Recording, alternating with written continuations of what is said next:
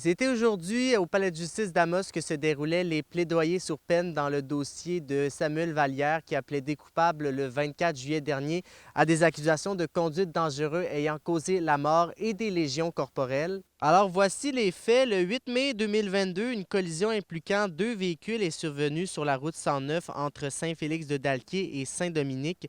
Il faut mentionner que la collision, bien, il s'agit d'un face-à-face alors que M. Vallière roulait à une vitesse estimée entre 173 et 188 km/h dans une zone à maximum 90.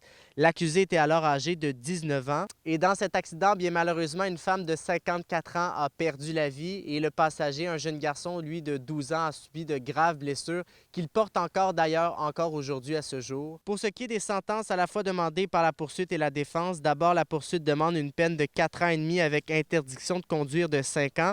On mentionne que plusieurs facteurs graves tels que la mort de la femme de 54 ans et les séquelles du jeune garçon alors âgé de 12 ans au moment des faits, ainsi que la vitesse à laquelle roulait M. Vallière, qui était pratiquement le double de la limite permise, rappelons de 90 km/h dans ce secteur. Alors, pour ce qui est de la défense, elle, on demande une peine provinciale de 2 ans moins un jour, qu'ensuite voir être purgée en collectivité. La défense rappelle que monsieur n'a aucun antécédent judiciaire et qu'il n'a jamais obtenu d'autres infractions pour vitesse dans son passé. La juge Marie-Chantal Brassard souhaite analyser les demandes des deux parties avant de rendre son verdict qu'elle rendra le 17 janvier 2025. Alexis Dumont, RNC Nouvelles, Amos.